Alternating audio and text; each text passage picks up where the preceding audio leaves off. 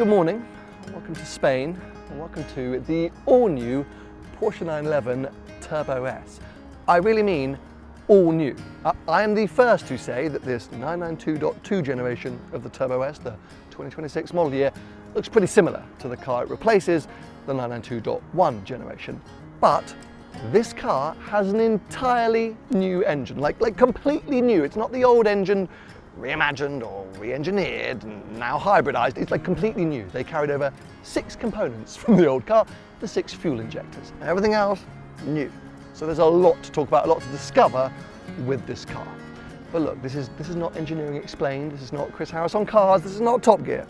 This is seen through glass. So I'm going to be learning about this car, putting it to the test in the only way I know how, by of course, taking it to get a coffee.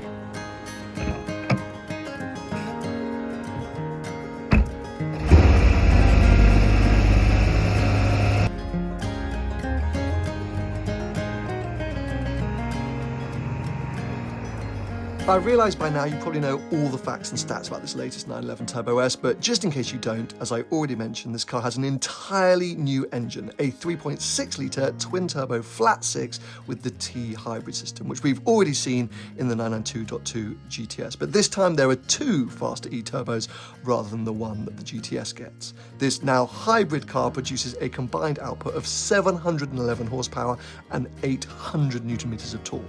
Porsche have introduced some new Turbo S specific options, some of them in a colour called Turbonite, and there are some other clever chassis updates like the electro-hydraulically controlled Porsche Dynamic Chassis Control, or EHPDCC if you want to catch your acronym. That utilises the new hybrid battery to make the car perform better in all situations. Prices in the UK start from just under £200,000. Now, if you're new around here and you're wondering what this whole coffee run thing is about, there's kind of multiple reasons why I do it. Firstly, it's because it's kind of what I do in my own cars most of the time, so it gives me a good kind of reference point when testing new cars. Secondly, it kind of feels like it's part of Porsche culture to get up, go on a great drive and then get a really good coffee. But thirdly, it's because I actually started this getting a coffee in X format 5 years ago with the previous generation Turbo S. Yep, June 2020 I did the very first getting a coffee in video, and it was with the 992.1 Turbo S Cabriolet in the UK. I did that because the Turbo S is supposed to represent the ultimate everyday 911, the 911 that can truly do it all, except maybe go off-road. Although I think we could have a go because it's got the all-wheel drive system. It's not really got the ground clearance. But anyway, essentially it's supposed to do all the jobs perfectly. So I could spend all day on track, I could spend all day in a mountain road, but I want to be able to sort of, do the mundane stuff with it. Sit in traffic, try and park it in town, put stuff in it, use the, oh my God, we haven't got a cup holder in here. We genuinely, they have not, oh my God. Well, that's going to be interesting. Anyway, yes. I want to be able to just do normal stuff with it to see if it truly is still the ultimate 911. And getting a coffee is pretty much an everyday task.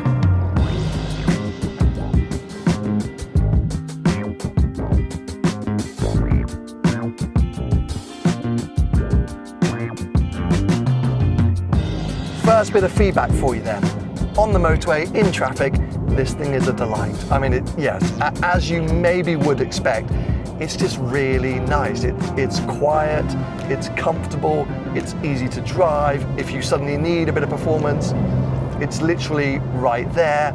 I think really for me, it's the quietness that is the win. I enjoy the fact that the engine can really just mellow out and allow you to just waft along. We do actually have a tunnel coming up, so that should be our second test. Let me go into Sport Plus. Reminder, we are in a 2026 model year car. It's never going to sound that great, but manual gears.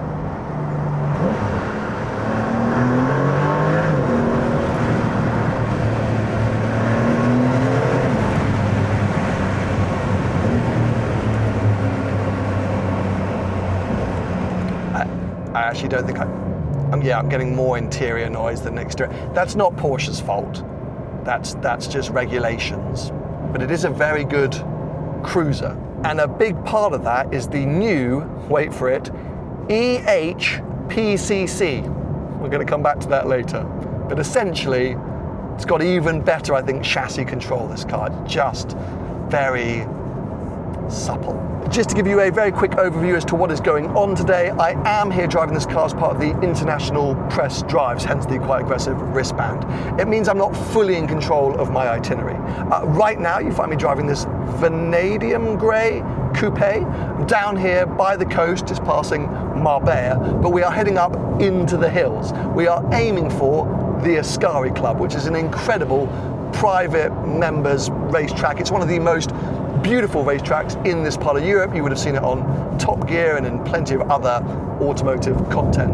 When we get there, we're going to be swapping into a Turbo S Cabriolet, and we're going to drive that back down the hills to the coast, and that's what we're going to get a coffee in. Because as I mentioned, the very first getting a coffee in video was with a Turbo S Cabriolet. It felt like it made sense to do that once again.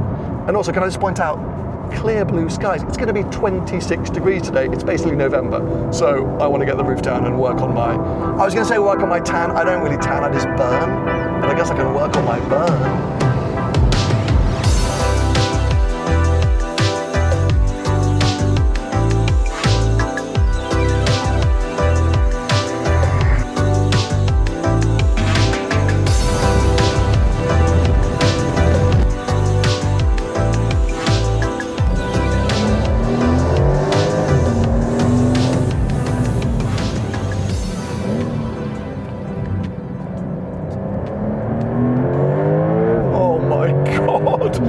Yes, as you would expect, this thing is ballistic. You know how I know it's ballistic? Not just in the actual speed, but I feel a bit motion sick. I feel like it happens to me in these turbocharged sort of semi-hypercars. The fact that they can corner so flat, they can accelerate so hard, brake so heavily, I don't think my body can keep up. And yes, I'm starting to feel a little motion sick, but that is because, yes, this thing just takes off in a way that, oh my God, I genuinely haven't experienced in a long time. Now, I've driven this exact road this year. About 6 months ago, I was here in my GT3 as part of one of our on-the-road driving tours. If you want to know the actual road, it's the MA8301. And it's like the sort of slightly more western route up to Ronda from Marbella. It's an epic, epic road. Now, of course, the GT3 and the Turbo S have always been quite different products and not that comparable. But I can tell you one thing which I can compare straight away, and that's the weight. This car feels significantly heavier than my GT3, and that's because it is. But it's also significantly heavier than its predecessor, 85 kilos heavier. That is a lot. And of course, Porsche make up for it with all the power and like all the torque. But with great power and great weight comes many, many brown pants moments because it is so easy to not realize how fast you are going and then how much weight you need to sort of manhandle before you turn into a corner. Especially with this slightly more subdued engine sound comparatively to a GT3. I'm like, oh my God, it can be quite scary, but the handling is superb, the ride is fantastic, it is still, I mean, so engaging, drive fast. You just have to drive it fast on a road like this very differently to a GT3 and of course to a base Carrera because, speed, because there is so much speed.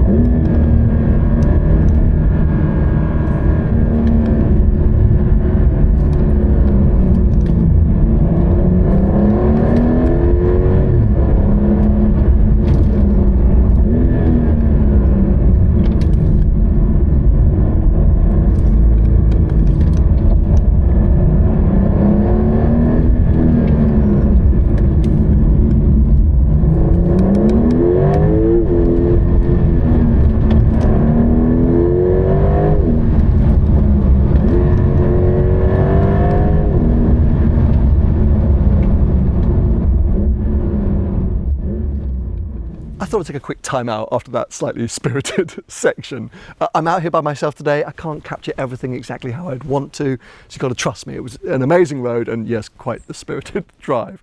Thing is though, as spirited as it wasn't particularly sort of giggle-inducing. It didn't light my soul on fire. They're funny things, these Turbo S's, because I think they're so desirable. I love the idea of them. I love the looks of them. I mean, this scene right here, I want to get in it and keep driving it when I look at it.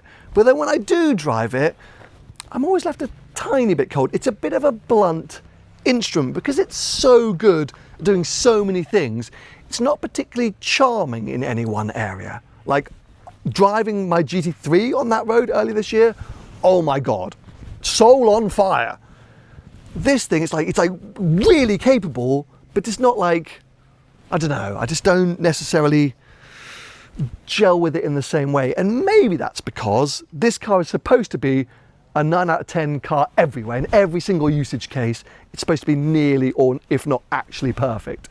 So my GT3 might have been a 10 out of 10 on that road, but at 70 miles an hour on the motorway, it's a 2 out of 10. It's noisy as hell and it's bumpy and it's rattly and it's just not suited to that environment. This thing can be a 9.5 out of 10 up there and then a 9.5 out of 10 on the motorway as well, if not a 10 out of 10. So it's probably a personal thing, and maybe I'm trying to sum things up way too early in the video. I'm probably overthinking things, but yeah, anyway. Let's move on. Let's get back in and crack on.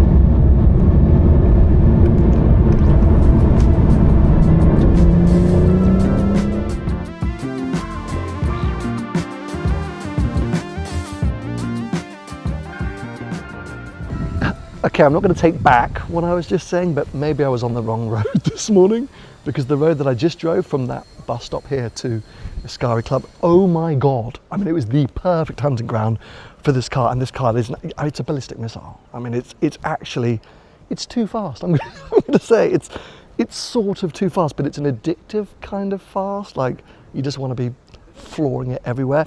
It is so much more insanely powerful feeling than the GTS, which of course does also have this T-hybrid technology, but it has one turbo rather than two. And the second one is very noticeable when you really get into it.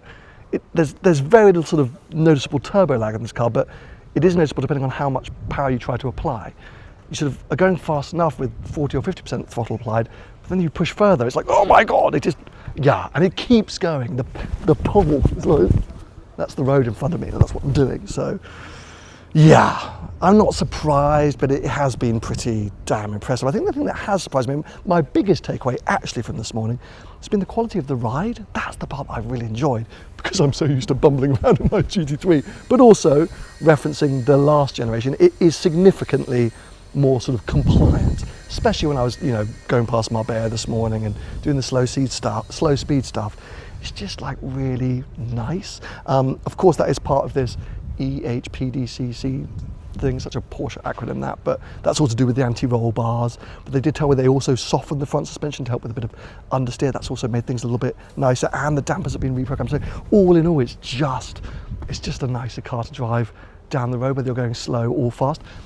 It's like they took the 992.1 Turbo S, that's the breadth of capabilities of that car, and they went, it feels that much more capable. It's really, for me, the weight, but again, maybe I'm thinking about my own GT3 too much, and the inherent lack of engine character, even though this is now this new 3.6 and stuff like that. But that is, again, that's a personal thing. Another personal thing is I think I drew the short straw when it came to spec. Look at this. A Lugano blue, sport classic wheels, the sport design kit, and a cognac interior and a carbon roof. That is lovely. I mean, beggars can't be choosers. My car's been very nice, but I really like that. Anyway, I'm now waiting for my Cabriolet, which I'm going to be driving, yes, back down the hill, down to the coast to a coffee shop, which is hopefully still going to be open. Well, if I drew the short straw on the spec of the coupe, I've lucked out for the Cabriolet. Welcome to this Provence with sport design kit car. This thing is kind of mega. I sort of wish I had the sport classic wheels, but we'll move past that because it's got these turbonite wheels and they're introducing turbonite for the time. It is what it is. And here we go. Now look, my ETA at the moment to the coffee shop is 3:47. The coffee shop closes at 4. So we've got a slight race on our hands, don't we? We've got to get down the hill, 71 kilometers, as quickly as possible, which I think sounds perfect to me. Let's go.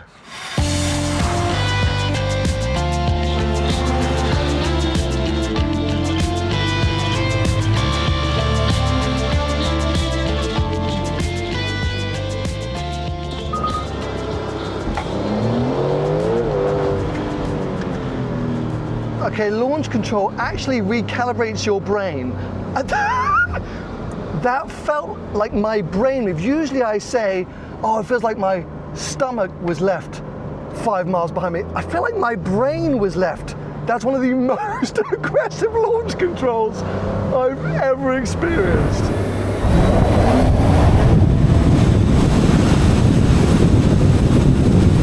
This colour, on this road, in this sunshine. So glorious, but I am running late because I stopped to make an Instagram reel. So I do have to get a bit of a hustle on, which isn't that easy because it's a very, very narrow road, but with these big old brakes, with all this power, this car can get you out of trouble pretty easily. Anyway, onwards, down the hill.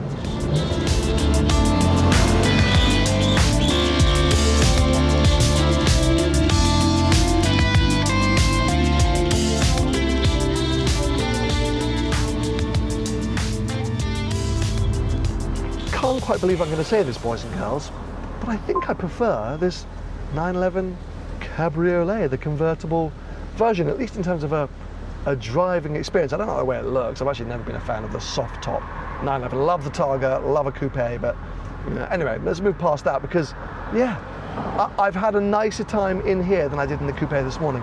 I think because when you've got the roof down, there's so much else going on. You've got the wind through your scalp. You can smell things, you can hear things, like there's a lot. You don't have this incessant need to just always be going flat out in the coupe because that thing is, the party trick of that car and this car is the performance, the speed. It's all I was trying to achieve all the time and it's just a bit overwhelming and exhausting. Where with this, I've been driving fairly briskly, but sort of cruising at the same time, just flowing. I've had the music on, the sun shining. It's just been an absolute delight. And if we're talking about the ultimate all-round everyday 911 supercar, surely being able to put the roof down makes it even more complete or versatile, or I don't know. Would I buy one?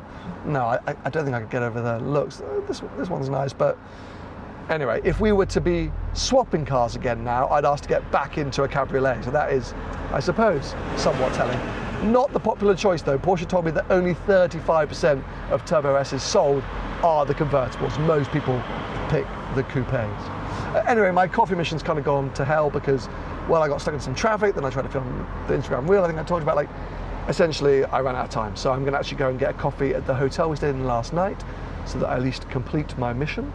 And then I guess I'll do a summary piece there. Well, it's not quite the specialty roasted flat white that I was after, but I'll take it.